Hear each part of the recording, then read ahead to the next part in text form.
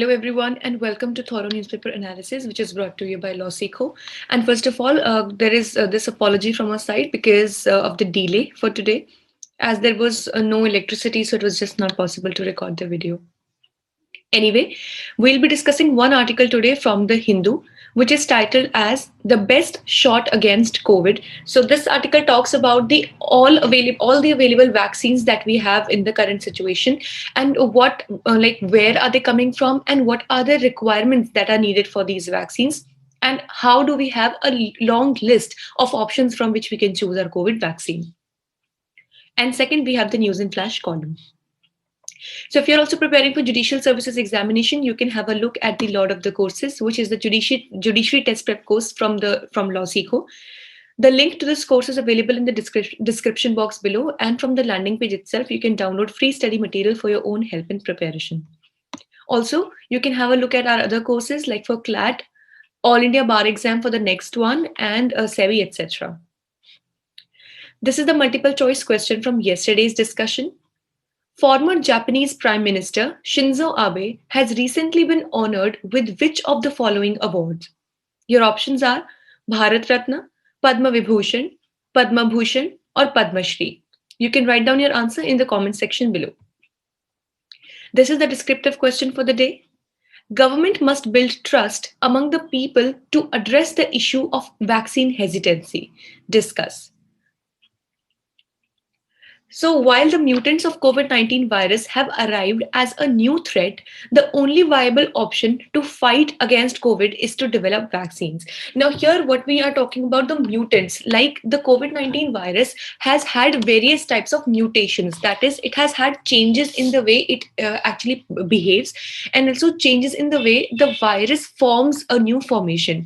As we know that recently a new mutation which was considered to be even more dangerous and even more difficult to be tackled was seen in the United Kingdom. So due to this, it is very necessary and it is of utmost importance that now we have appropriate vaccines developed in our hands. So basically, this article talks about the various options that we have of vaccines available. So we have the Pfizer and BioNTech, which showed 95% efficacy in adults aged above 65 years of age. And the infrastructure requirements are minus 70 degrees storage. So it has to be stored at a temperature of minus 70 degrees Celsius, which is very, very huge.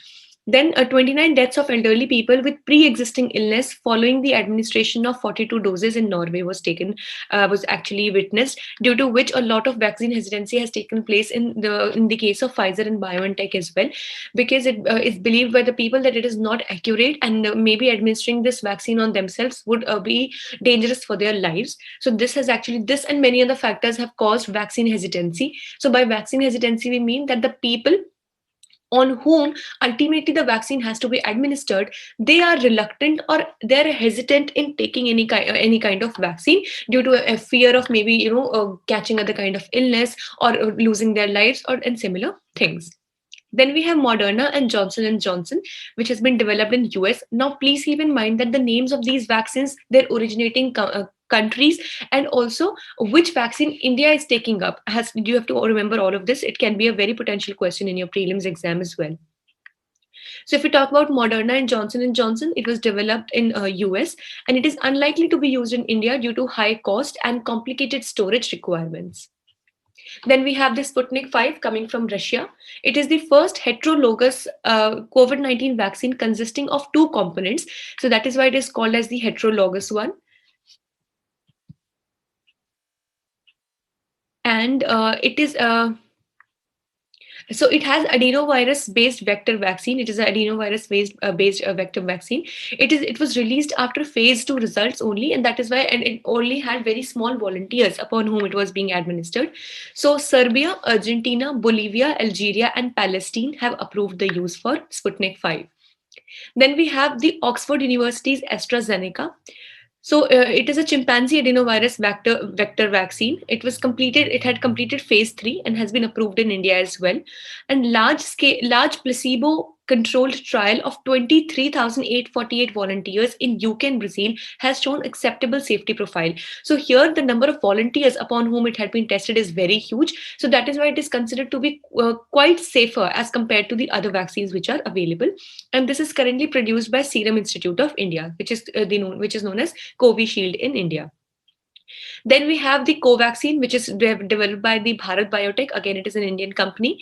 So it is currently in phase 3. The goal of 26,000 volunteers is being taken up. Then it has been rolled out in India for restrictive use in clinical trial mode. So here, as we know that only for the emergency use and restrictive use has been allowed for Covaxin. That is why it lacks clarity, as less volunteers are there among health professionals. So that is why it is still something that is not considered to be very reliable by the people. But on the contrary, Covishield is still considered to be quite reliable. Then we have the Zydus Cadila. It is developing 2 vaccines, which is a DNA-based vaccine under phase 3 trials. It is also under phase 3 trials. Then we have the Biological E, working on a protein-based vaccine. So see, basically, DNA-based, protein-based, adenovirus-based. So these are the things that have the best, it attacks these things, or it is the strongest on this particular thing. So when it is a protein-based vaccine, it means that the most of the ingredients that it has is probably the protein, or the kinds of proteins that are able to destroy the effect of the COVID-19 virus. So then Biological E is in collaboration with the Baylor College of Medicine, US, and it is currently under phase 1 trials. Then we have the Genevo Biopharmaceuticals, which is a Pune-based company, and to start phase 1 soon, India's first mRNA vaccine that can be stored at 2 degrees Celsius to 8 degrees Celsius. So if this vaccine is developed successfully, then the storage of this will be very easy, because then it can be stored in normal freezers or normal refrigerators that we have in our homes. Now the question is that how to choose a vaccine. So there are essentials of a good vaccines, and there are some parameters which are to be met if in case we have to say that a particular vaccine is a good one. So whether adequate data has been gathered with scientific rigor or not, definitely. Then whether trials consist of sufficient number of volunteers. Now, as we know that wherein a greater number of volunteers with different types, different body types, different health systems have been administered. So it actually ensures that the efficacy of this vaccine is more appropriate. Then studies need to have control or placebo arm. Then the protocols of studies should be in public domain and in peer-reviewed scientific journals, so that the data is equally available to everyone. Then observation periods of adequate length with results reviewed by experts, and trials outcomes should be scientifically validated and not influenced by political pressure. So if at all any vaccine is taken up to be given to the people or the public at large, then it should not be because that any particular government or political party, or there is any kind of political pressure that believes to be doing so. Rather, there should be scientific evidence and also scientific validation behind this administration of vaccines. With this, let's see what do we have for news and flash today. President's Home Guard and Civil Defense medals have been awarded to officers for their commendable service rendered in Delhi Civil Defense Corps for the Directorate of Civil Defense Organization. So for distinguished service, Baljeet Singh Solanki, who's been Additional Chief Warden Honorary, Northwest District, has been given this award. And for meritorious service, Jitendra Kumar Mehto, who's in Junior Field Instructor, Hirdesh Kumar, Field Messenger, and Iqbal Singh Jagdeva, who is the Senior Chief Warden Honorary, East District, have been awarded these awards. So these are very important awards when it comes to the defense in the civil defense system. So please recall these names as well. So we're done for the day. We hope it was a good session for you. If in case you wish to download the PDF for today's slides, you can join our Telegram group, the link to which is there in the description box below. Also, you can visit our official website for any other information. Thank you so much.